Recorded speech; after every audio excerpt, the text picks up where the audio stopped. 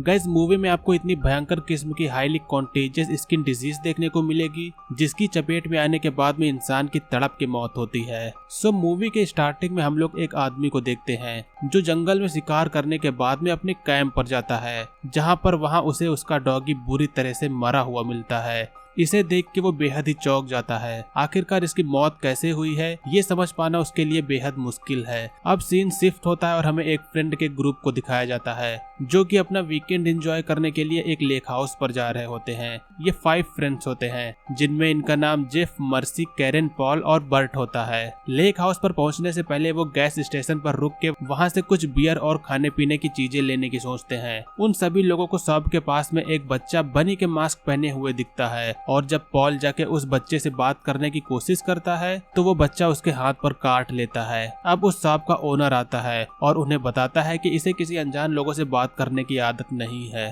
Paul अपने घाव को धोता है और बाकी लोग शॉपिंग करके यहाँ से निकलने के लिए रेडी हो जाते हैं और जल्द ही शहर से दूर जंगल के बीच में लेक हाउस पर वो सभी लोग पहुँच जाते हैं। यहाँ पर पहुँचने के बाद में सभी लोगों को काफी अच्छा लगता है। वो सभी बस सारी चीजों को भुला के यहाँ पर रिलैक्स करना चाहते हैं। इन सभी में पॉल और कैरन कपल होते हैं और जेफ और मर्सी कपल होते हैं, लेकिन बर्ट अकेला होता है, इसलिए वो जंगल में शिकार करने के लिए अपने साथ में गन भी लाया होता है। ये सभी इंजॉय करने के लिए यहाँ आए होते हैं, इसीलिए दोनों कपल अपनी अपनी गर्लफ्रेंड के साथ में एंजॉय करने लगते हैं। और दूसरी साइड में बर्ट गन लेके जंगल में शिकार करने के लिए चला जाता है। बर्ट जंगल में एक वर्चुअल गेम की तरह रैंडम फायर करता है, लेकिन ये गोली अचानक से एक आदमी को जाके लग जाती है। ये जो आदमी होता है उसकी हालत बेहद खराब दिखती है, उसके पूरी बॉडी पर सड़न फैल चुकी होती है। वो आदमी बर्ट से अपने लिए मदद मांगता है, मगर बर्ट उसे अपने पास में आने से रोकता है क्योंकि दिखने में ये आदमी की हालत बेहद ही ज्यादा डरावनी लग रही होती है। इसलिए वो इसे यहीं छोड़ के बिना हेल्प किए हुए यहाँ से चला जाता है।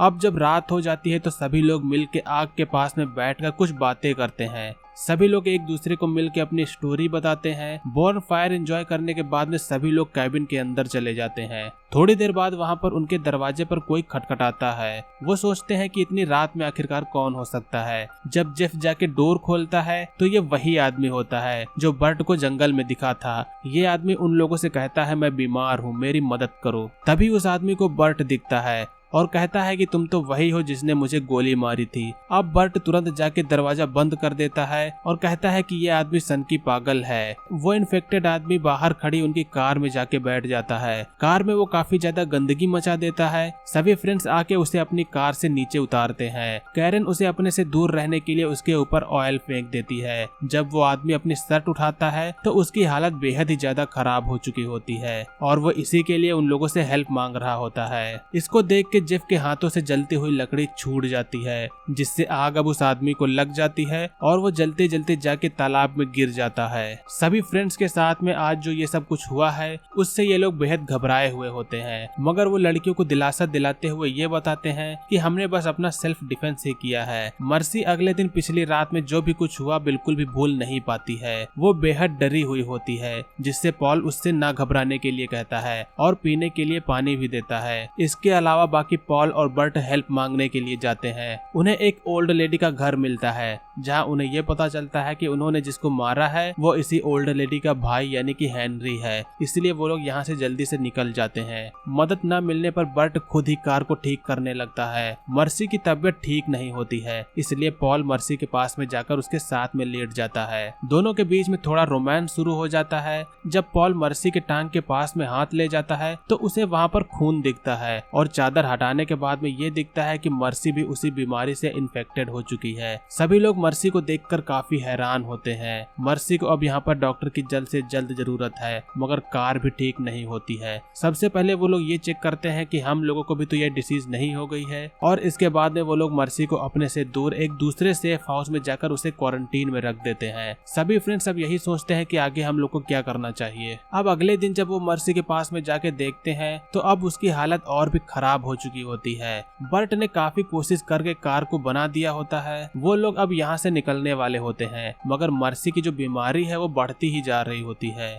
दूसरी साइड में बर्ट को भी अब खांसी आने लगती है और उसे यहाँ पर ये पता चलता है कि ये जो बीमारी है वो उसको भी हो चुकी है। बर्ट मर्सी की हालत को देख के उसे कार में बैठने नहीं देता है, इसीलिए वो अकेले ही गाड़ी लेके चला जाता है और जाके हेल्प मांगकर यहाँ पर लाने की कोशिश करता है। बर्ट के चले जाने के बाद में जेफ भी उन्हें छोड़ के चला जाता है, क्योंकि वो यहाँ पर रहकर इन्फेक्टेड नहीं होना चाहता है। अब इन दोनों लोगों के चले जाने के बाद में यहाँ पर मर्सी के साथ में पॉल और कैरन बचते हैं। कैरन और पॉल दोनों लोग दुखी होते हैं। उन्हें पता होता है कि हम लोग भी कुछ समय में इन्फेक्टेड हो जाएंगे, इसीलिए दोनों लोग मिलके आखिरी बार साथ में रोमांस कर लेते हैं। बर्ट गाड़ी लेके सीधा उसी गैस स्टेशन पर मदद मांगने के लिए जाता है, मगर वो जो बच्चा होता है वो फिर से अब बर्ट को भी काट लेता है। उस शॉप का ओनर आके अब जब देखता है कि वो जो आदमी इन्फेक्टेड है, जिसको उसके बच्चे ने काट लिया है, इसकी वजह से अब उसका बच्चा भी इन्फेक्टेड हो जाएगा। ये बीमारी अब और न फैले, इसलिए वो आदमी बर्ट को मार देना चाहता है। बर्ट अब जल्दी से अपनी जान बचा के उनसे भागता है। इस साइड में कैरन नहाने लगती है। नहाते हुए उसे उसकी शरीर पर इन्फेक्शन दिखता है और धीरे धीरे करके उसकी पूरी बॉडी पर भी इन्फेक्शन हो जाता है। वो चिल्लाते हुए घर के बाहर आती है तो उसे बाहर एक खूंखार इन्फेक्टेड डॉग ही मिलता है। वो डॉग कैरन पर हमला करके उसे मार देता है। थोड़ी देर बाद में अब जब पॉल आके देखता है तो कैरन के यहाँ पर टुकड़े पड़े हुए मिलते हैं। पॉल को पास के सेफ हाउस से मर्सी की आवाज आती है और जब पॉल जाके वहाँ पर देखता है तो वो जो कुत्ता होता है वो मर्सी को भी चाट रहा होता है। अब इसके बाद पॉल उस गन की मदद से कुत्ते को मार देता है।